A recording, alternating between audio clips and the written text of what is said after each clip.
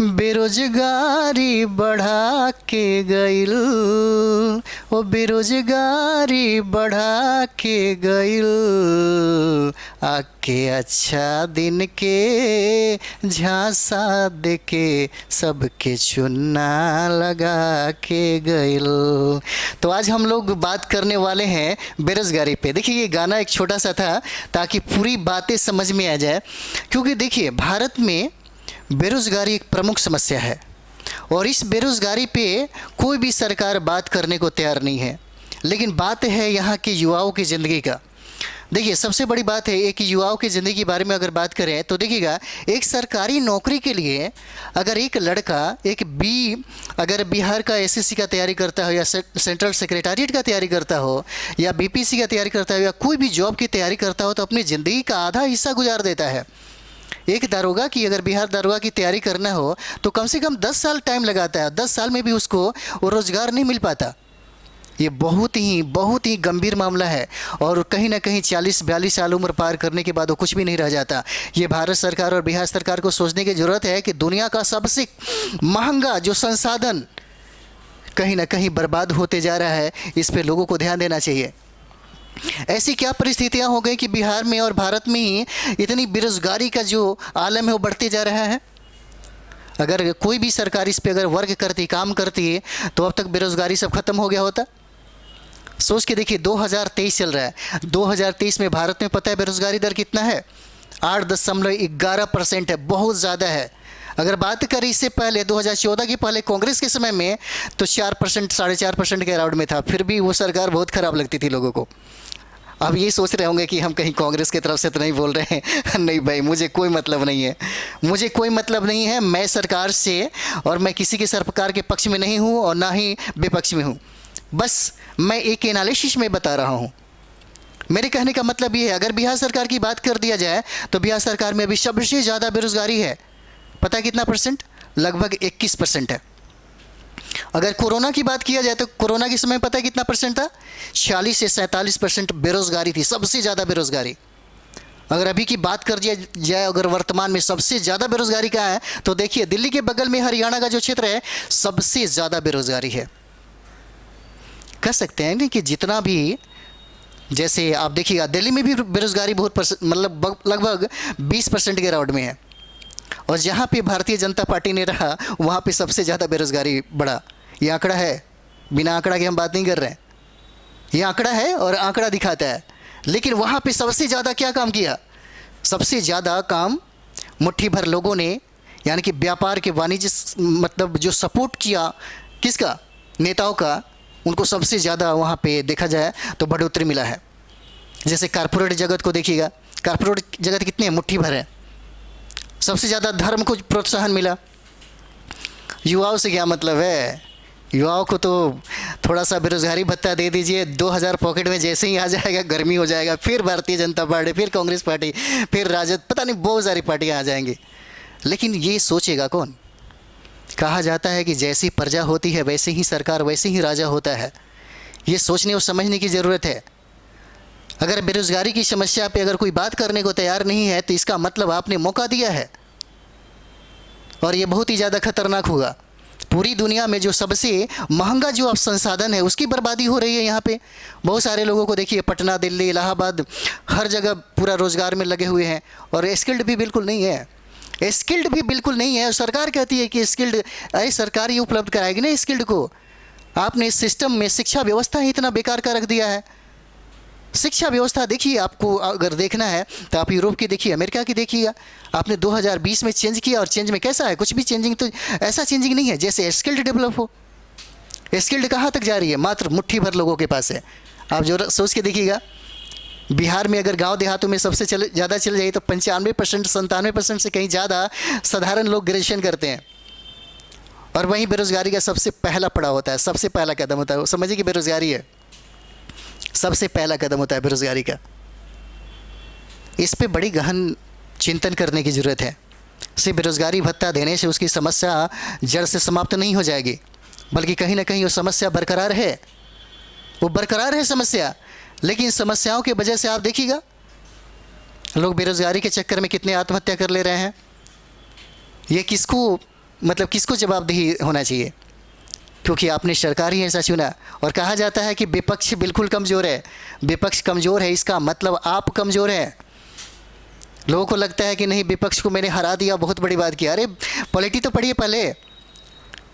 भारत की आधी आबादी मतलब समझिए पक्ष में होती है और आधी आधी विपक्ष में होती है, ताकि सरकार तेज़ी से काम कर सके। सरकार निरंकुश नहीं होती है। लेकिन यहाँ के लोगों को कैसे समझाया जाए? वो लोगों को लगता है कि भारतीय जनता पार्टी ये हो गया तो ये हो गया। देखिए सबसे ज़्यादा बेरोज़गारी का आलम, सबसे ज़्यादा क्राइम का आलम, सबसे ज़्यादा हर चीज़ें दिखेगा आपको। और ये आपको नहीं तो पहले आंकड़ा देखिए, ये सबसे पहले सर्वे जो है उसके बारे में देख लीजिए। 2014 से लेकर के 2023 तक का आंकड़ा देखिए, खुद आपको पता चलेगा। और बिहार सरकार की बात करें तो बिहार सरकार तो बोलती ज़रूर है, लेकिन वो भी नहीं काम कर रही है। देखिए चुनाव का समय आया, चुनाव में लोगों ने क्या किया, चलो थोड़ा सा ये क्या उसको बोलते हैं, जैसे कुत्ते ढेर सारे वहाँ पे रहते हैं तो हड्डी को चुन चुन करके भेजा जाता है, कभी कभी बहुत सारा फेंक दिया जाता है, लड़ रहा होता है। जहाँ पे 50 मतलब कुत्ते वहाँ पे 5 रोटियाँ फेंक दीजिए, वो सब आपस में ही लड़के मर जाते हैं। ये बेरोज़गारी है। बेरोज़गारी देखिए 2000 मैं बात कर रहा हूँ उस समय, मतलब 6-7 सालों में 22 करोड़ से लमसम मांगा गया था भाई कि यहाँ पे रोज़गार दे दिया करिए। लेकिन दिया कितना गया, लगभग 7 करोड़ के राउंड में। बाकी सारे लोग क्या है, जय हरे राम जय हरे राम जय हरे कृष्ण कर रहे हैं। देखिए मैं ये नहीं कह रहा, आप अगर बेरोज़गारी पे सोचेंगे तब आपको लगेगा एक बेरोज़गार लड़का का समझिए कि शादी विवाह नहीं हो पाता। एक बेरोज़गार लड़का हमेशा संवेदना में रहता है। एक बेरोज़गार लड़के की ज़िंदगी में कुछ भी ठीक नहीं होता और मानसिक रूप से पीड़ित होता है।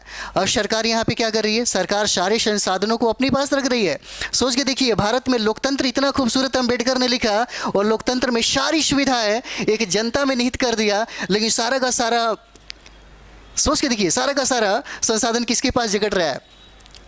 सोचिए दिल्ली के इर्द गिर्द में सड़कें सबसे खूबसूरत, वहाँ लाइट एक बार भी नहीं कटती है ना, पानी स्वच्छ आती है, एसी के सारे रूम है। भारत के लोकतंत्र में अंबेडकर ने ये ख्वाब नहीं देखा था। लोकतंत्र में भारत के लिए जिस लोकतंत्र प्रणाली की उन्होंने कॉन्सेप्ट दी थी अंबेडकर ने, वो सारी सुविधा एक जनता में, एक कमज़ोर वर्ग के पास, एक सबसे अंतिम पायदान पे खड़ा और सबसे वंचित समाज के लोगों के पास होना चाहिए। लेकिन ये सारा का सारा सुविधा देखिए कहाँ पे मिलती है। बेरोज़गारी इतना अपना पैर पसारते जा रही है, लेकिन कोई बेरोज़गारी पे बात नहीं कर रहा है। देखिए यूसीसी, यूनिफॉर्म सिविल कोड की बात है। मतलब क्या बताया जाए, यहाँ बेरोज़गारी हमने देखा है, बड़ी करीब से देखा है बेरोज़गारी को। हमारे यहाँ जितने भी स्टूडेंट आते हैं लगभग 35-38 साल हो जाते हैं। सोच के देखिए कितनी ज़्यादा प्रॉब्लम है, कितनी ज़्यादा प्रॉब्लम है बेरोज़गारी का। और बेरोज़गारी में क्या है, स्किल्ड की बात किया जाए, स्किल्ड कहाँ से मिलेगा, इसके लिए सरकार कैसी कदम उठा रही है? सरकार ने क्या पहल किया है अभी बेरोज़गारी के लिए? सोच के देखिए, अगर 8-10 साल पहले अगर प्याज थोड़ा महंगा हो जाए तो लोग सरकार को गाली देने लगते थे। मीडिया वाले भी बोलते थे कि यार सरकार ये कर दो करो। लेकिन इतना बेरोज़गारी होने के बाद सबसे ज़्यादा तो घटिया काम करता है ये मीडिया वाले लोग भी। मीडिया वाले लोग सच्चाई को दिखा नहीं पाता। क्यों नहीं दिखाता यार, हमको समझ में नहीं आता। दिखाना चाहिए, सरकार को इस बात का मतलब पता चलना चाहिए। कम से कम ये होना चाहिए कि बेरोज़गारी सबसे ज़्यादा है, उनको एसी के रूम में रह करके और पूरे विदेश यात्रा करने से ज़्यादा फ़ायदा नहीं होगा जब देश में ही इतनी सारी समस्या है। हम अगर पूरे देश में सामरिक रूप से और ये कहें सामाजिक, सांस्कृतिक, धार्मिक और राजनीतिक और आर्थिक रूप से सशक्त होना चाहते हैं तो कम से कम यहाँ के युवा जो हैं उनको तो सशक्त करिए, उन्हें तो रोज़गार दीजिए।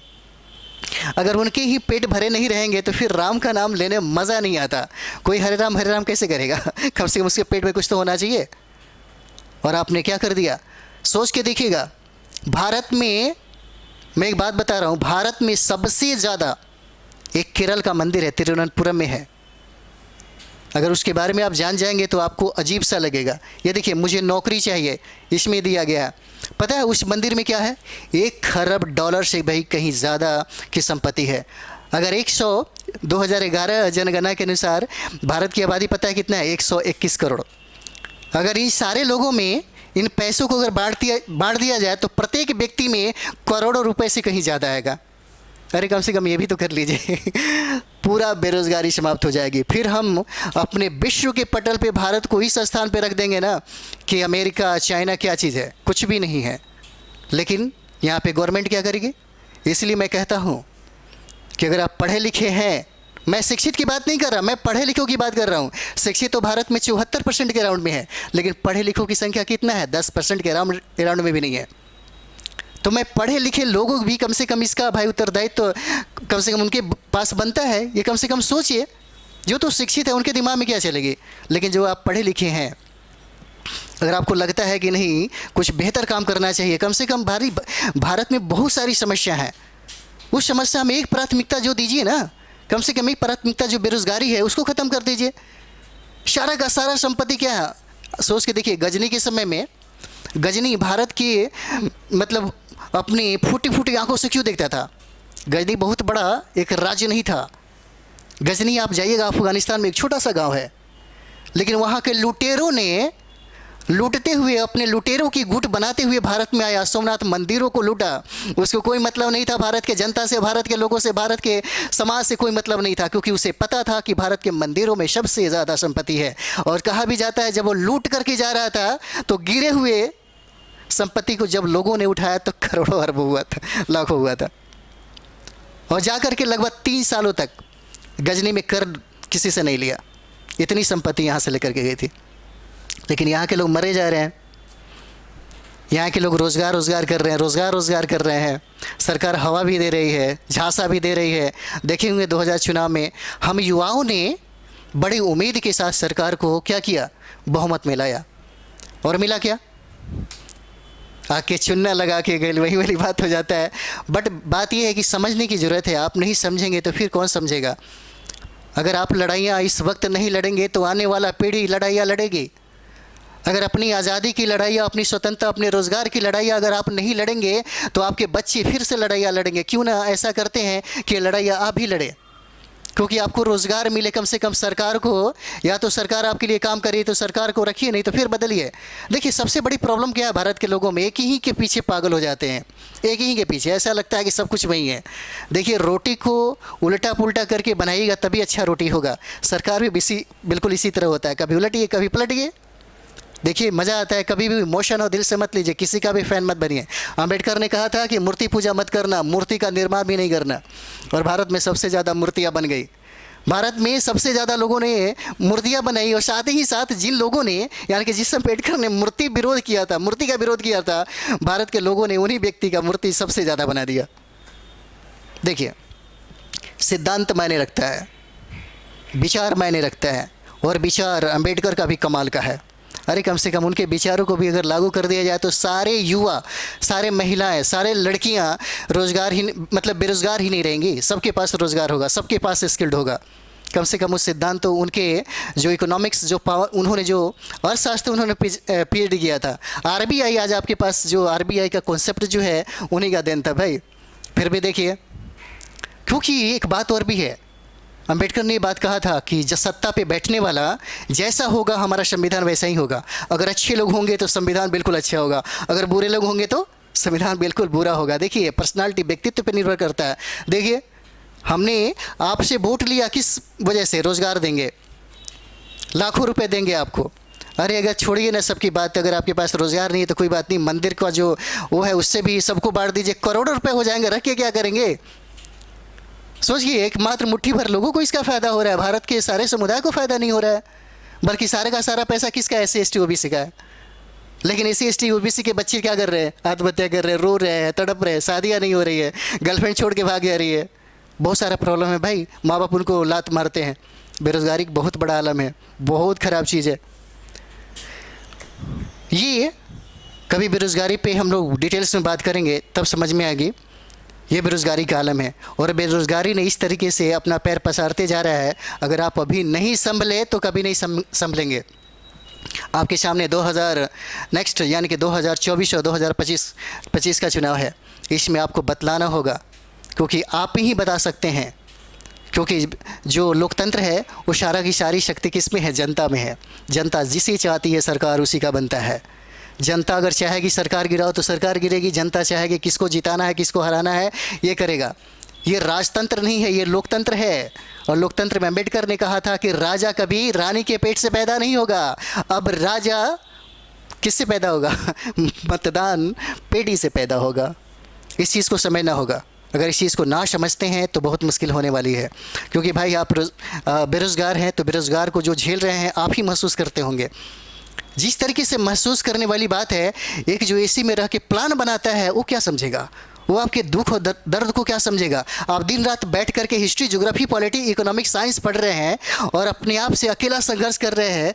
न रोटी ठीक से खाने को मिलता है, न पानी ठीक से खाने को मिलता है, और टाइम सबसे ज़्यादा लगता है कितने सालों का, 10 साल के। फिर भी नौकरी की कोई गारंटी नहीं होती है। ये कैसे होगा? और बाद में आपकी सारी की सारी उम्र ख़त्म हो जाती है। ये सबसे बड़ा संसाधन जो आपके पास है, जो भारत के पास है, युवाओं का संसाधन, ये बर्बाद हो रहा है। इसका जिम्मेदारी कौन लेगा? क्या इसका जिम्मेदारी सरकार को नहीं लेना है? क्यों मुंह मोड़ रही है? आपने सरकार ही ऐसा बनाया है। चलिए तो फिर हम आगे बात करते हैं। धन्यवाद आपको।